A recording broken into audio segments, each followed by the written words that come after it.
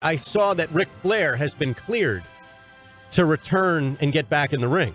Oh, good. So I don't know if John McMullen is aware of this. We'll find out coming up in a matter of seconds. Well, the story behind this is, I don't even know if Ryan knows this full story. I definitely don't. So this happened about 1.5 years ago. So Casey Joyner covers the WWE for ESPN as well as the NFL. And he comes on twice a week with Gil.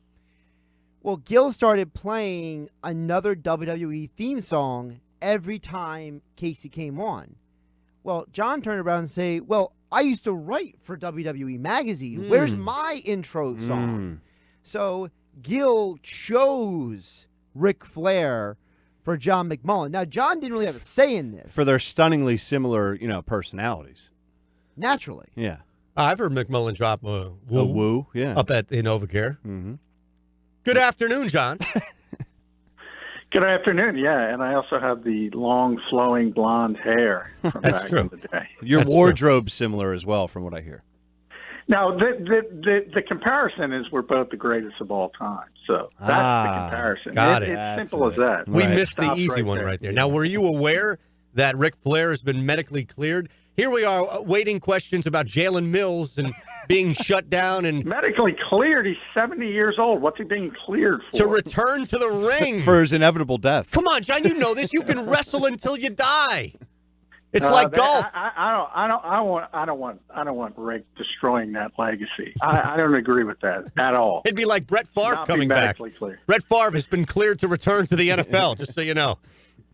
All right, what's wrong with Carson Wentz? It's clearly something more than just issues or things around him. I cannot agree or believe that Carson Wentz's decline this year, and I'm not saying that it's something long-term. I think it's just a result of the injury. I don't want to step over your answer, but I can't accept, how about that Carson Wentz's step back in year 3 is simply a result of the circumstances around him, be it players and or coaching staff.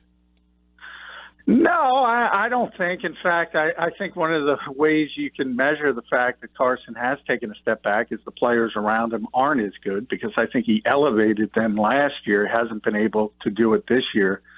From a statistical standpoint, people that lean on that will say his numbers are better. Mike Groh brought up the passing percentage is much better, but we all know numbers across the league are up, so you have to scale that in. I think from the eye test, he's not as good as he was last year, where he's probably going to be the MVP of the league. And I think people forget he's a young guy. And there are hiccups in this league for everybody. There's ups and there's downs. It's not a flat line. And I think he's having a down year. Part of it is certainly the injury related. We're now a year. December 10th was yesterday from when he injured himself. So that should get better as we go along incrementally. But the Eagles have been cautious at times. If you look at, they were 13 out of 13. Think about this, guys, on 3rd or 4th and 1 last year using the quarterback sneak. They don't even use it this year. Why do you think they don't use it?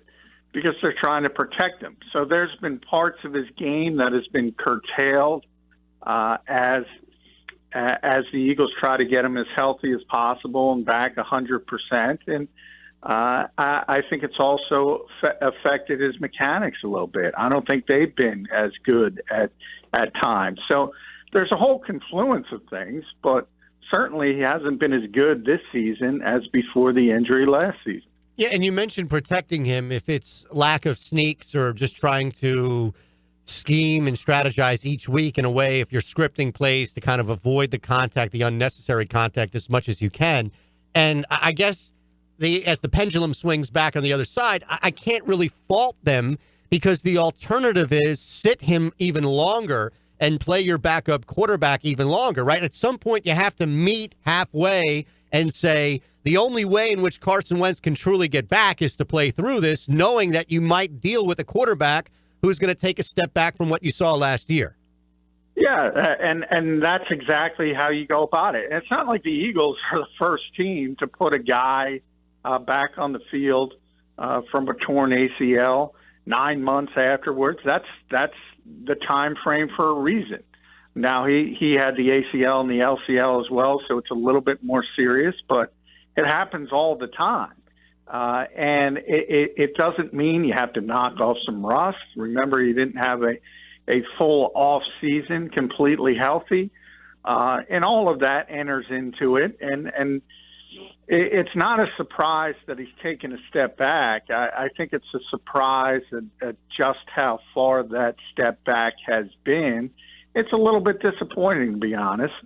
But I mentioned some quarterbacks yesterday. Derek Carr would be most notably. People were crowning him as a future superstar, and he's getting $25 million a year, and then he takes not a step back, a huge step back. The question is, how does he respond to this? Does he continue to improve? I think he's got the work ethic to do it. I think he's got the mentality to do it. I think ultimately he will do it.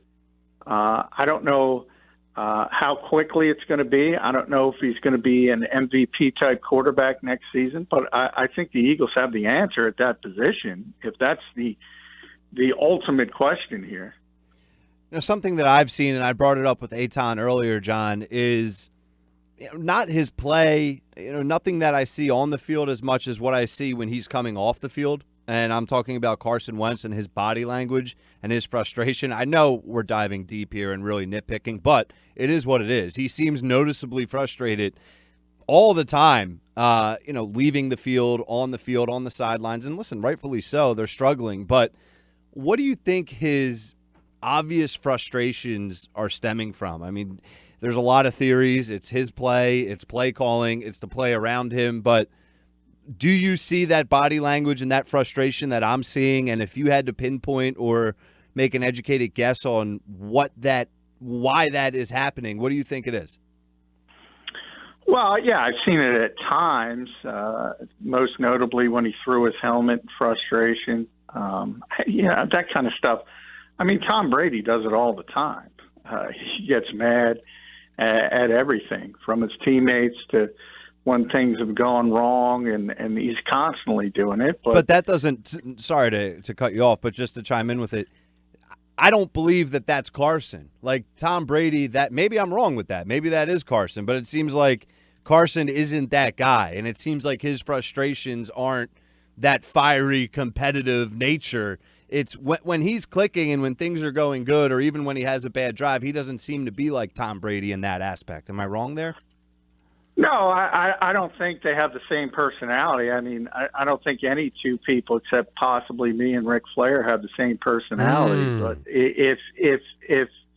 I think that kind of stuff is overrated. I mean, when everything's going well, and the Eagles are winning and scoring a lot of points like they were last year, it's easy to not show frustration. When things are not going well, it's very easy to show frustration. I think he's more even-keeled than most, but I don't know if that's necessarily good or bad. There's a lot of ways to go about it. And there are all different types, and there's all different types that have been successful and have been unsuccessful. So I think the main part has to be, how is he performing on the field? And I think it's fair to be a little bit disappointed, but I don't think there should be alarm. I think if you see, I always talk about context. If you look around the rest of the league, look at Jared Goff against the Chicago Bears. That was not pretty. And that was, 11-1 team, and everyone's saying, well, they're going to the Super Bowl. That's the best team. They can't be stopped. And all of a sudden, he looked like the rookie Jared Goff, because they figured out, hey, we can get pressure with 4. We can stop their running game. Now, a lot of that is personnel of the Bears, but he did not handle it well. He did not handle it well at all. So you can lose, and you can lose because the personnel on the other side is really, really good, but you can also handle it better. And a guy like that didn't handle it well. I think for the most part, Carson handles the bad situations better than most. John McMullen joining us, Ryan Rothstein, Eitan Shannon in for Mike Gill. It's the Sports Bash on 97.3 ESPN.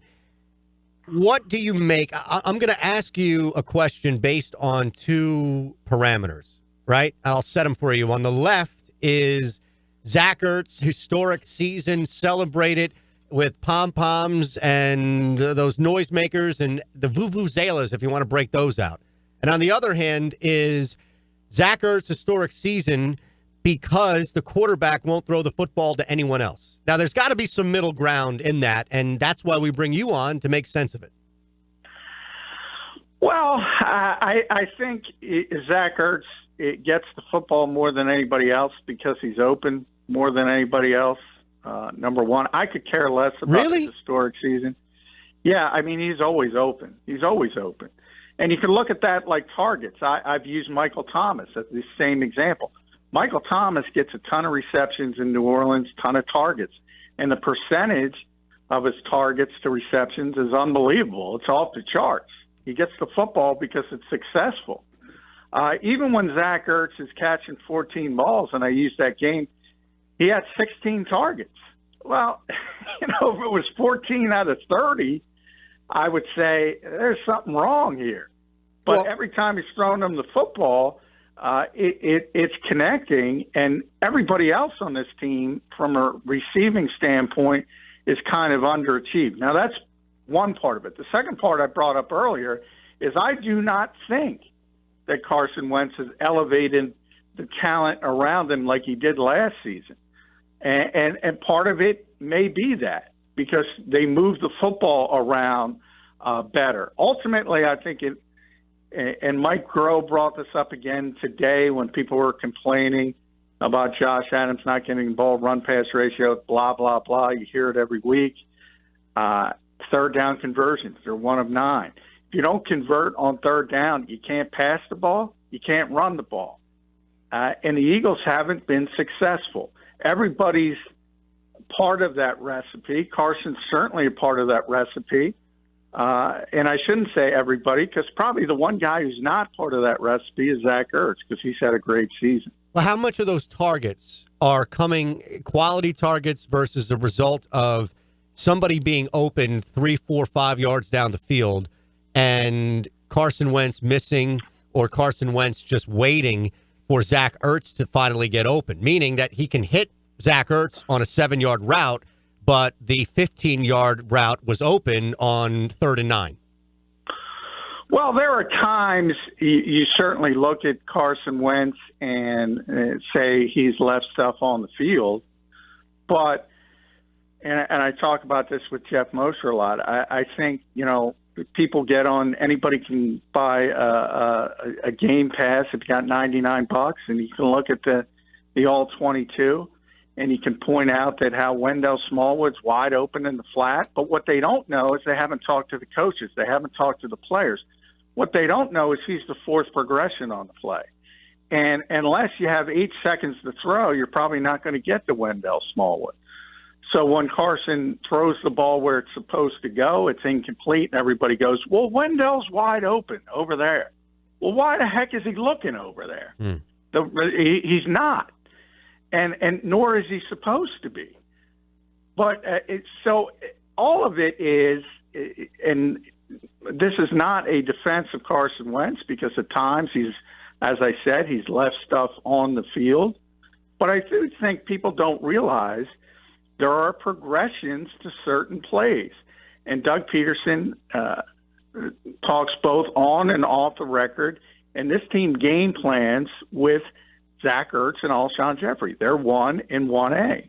That's how they game plan, because that's who they think are their best players.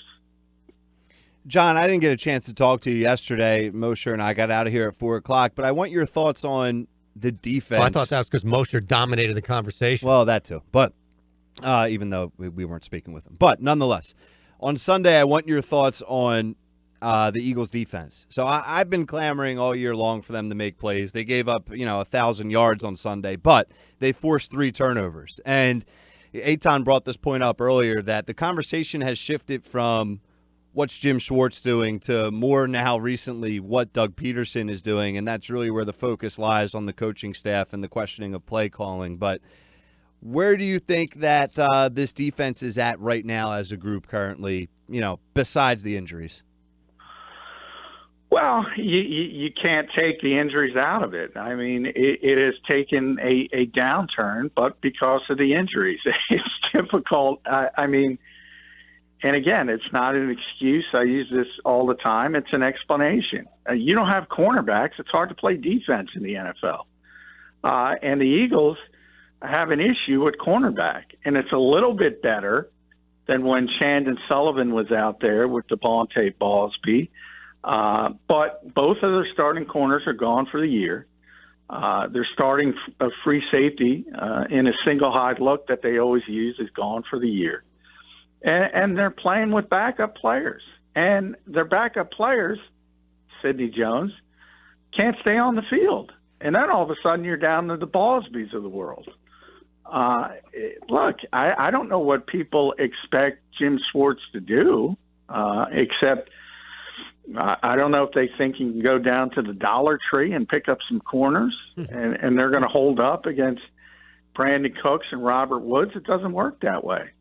So you kind of do the best with what you're given. And I talked about it yesterday with Josh and Deshaun. Everybody says blitz, blitz, blitz. And, my head starts to spin because if you look at when this team has blitzed, it has been astonishingly awful when they do it. And people are asking them to do it more. The whole point of blitzing is if you have corners that can hold up in coverage. The Eagles don't have that. They don't. So you have to protect them. And it's an issue. And it's going to be an issue until they fix the cornerback position. And they can't fix the cornerback position until certain guys get healthy or they get more talent in the draft. It's not coming from Ballsby and Sullivan. So I don't know what people expect Jim Schwartz to do. John McMullen, our guest, 97.3 ESPN. It's the Sports Bash. I don't know either short term, and I'm looking at the next 3 weeks, and you're really good at this, John, because you're there day to day, but you have good perception when it comes to reading human beings. I've found through conversation here with you, especially when it comes to Mike Gill and Mosher and other guys that are pretty difficult at times to read. You've got a pretty good, keen talent for that. What do you anticipate the body language to be from this team? They're going to say all the right things. They're professionals. A lot of them won the Super Bowl last year. The head coach is going to say all the right things. I don't doubt that at all. But read between the lines. What's the body language going to be like for this team Wednesday, Thursday, Friday? Well, I think the body language is going to be sort of a last man standing. I mean, every time, almost, it's been unbelievable. Every time this team doesn't play, something good happens for them. So you think it's over, and then the Vikings lose, and they're right back in it. And it's happened all year for them. And the reality is, if you look at this team, and you look at the other teams, they lose the tiebreaker to Minnesota. They lose the tiebreaker to Carolina. But those teams can't win a damn game. Washington's done. So somebody has to take that last spot. And I think if the Vikings win last night, I think it's completely different than what it's going to be. Doug gave them the day off today, so we didn't get to see the players. We'll get to see them tomorrow. I think it's going to be completely different because they know somebody's got to be in that sixth slot in the NFC. Why not them? And they might be able to do it with 2 wins. That's how bad those other 3 teams are. Do you feel like this team is able to turn it on? Because in my mind, I haven't seen anything that gives me any type of hope. I'm going to be the dramatic crazy out there that you speak of, John. So talk me off the ledge here. I think, to be honest, I think more of the hope is about the others I just mentioned. Right. Like, who's going to win of those teams? Is Carolina's got to play the Saints twice. They got to play the Falcons. How many wins are they going to get? How many wins is that Vikings team? Did anybody see that game? How many wins? Yeah. They have to play Chicago in Week 17. They have to play Miami, who's playing well. How many wins are they going to get? The Redskins play the Eagles in Week 17. They don't have a quarterback. How many wins are they going to get? But I think a lot of the excitement is about the other teams. And then you talk about the Rams, and everyone says, well, they have no shot against the Rams. Well, I agree with you. The Rams early in the season, and everyone writes off, well, that's Chicago. And Chicago might be the most talented defense in the NFL. That's fair. The week before, they were just as bad, not quite as bad, I shouldn't say that, but almost as bad against the Detroit Lions. So they've taken a turn for the worse. Hey, you never know is what I'm saying. Yeah, I was just going to ask you how many – it's great that all those other teams are dumpster fires and it seems like they're completely going off the rails, but I'm just trying to have tunnel vision and focus on this Philadelphia Eagles team specifically and say, all right, how many wins can they get here out of their next 3? I know anything can happen, and I know that's very real. Well, I think logically they can get 2. I really do. I expect them to get 2. I expect them to lose to the Rams. I don't think it's going to be as bad as New Orleans or anything of that nature. I think the Rams have some issues that they have to fix as well. They haven't been the same team since losing Cooper Kupp, and sort of things trickle down. They don't have as many playmakers. Goff has taken a step back, as I mentioned. Sean McVay's in his ear. He still hasn't learned to do things on his own. All of that is coming to the forefront now. So I don't think it's going to be as bad as people expect, but I do expect the Eagles to lose. And then I expect Carolina to lose and Minnesota to lose. And we'll run this over the next week again. And then I expect the Eagles to win. I expect them to win at home, and I expect them to win in Week 17 against a terrible Washington team. So I think – So 2 of 3 you have? I got 2 of 3, and that might be enough, as strange as it sounds, to get them in because everybody else is so bad. What do you really expect from a team that would win 2 of 3, make it into the postseason at that Well, then point? I expect nothing. Okay. I expect nothing. I mean, there's a clear demarcation line between those top 5 teams in the NFC and the 6th. They shouldn't even have a 6th team in the NFC. Nobody deserves it. And that team is going to be bad, and they're going to be one and done. So, I mean, the goals are obviously changed. I mean, there's too many injuries on this team to hope they can sneak in and back in, and then all of a sudden this championship pedigree is going to show up, and they're going to be able to kick it in. Maybe if Ronald Darby was here and Jalen Mills and Rodney McLeod, maybe that would be the case. But they're not going to be here. So, yeah, I mean, at that point, I think it's one and done. All right, John, listen, we appreciate it, and we'll chat again tomorrow. We'll find new creative ways to reinvent this discussion about the Eagles' misery and the impending future. We can talk about John DeFilippo. No, well, listen, man. What is he going to do? What is John DeFilippo going to do in 3 weeks? I don't think he's going to do anything. I don't think he's coming, but I know everybody's excited about it. Okay. Yeah, I'm not. All right. I am. Ryan is not as well. I at least can speak for Ryan on that regard. Eagles fans are excited. Listen, we care about the team. You know, we're not that cold and black-hearted. My goodness. Yeah, speak for yourself. All right. Well, Ryan is. I'm not. kidding. John, we appreciate it, brother. We'll chat tomorrow. All right. Thanks, guys.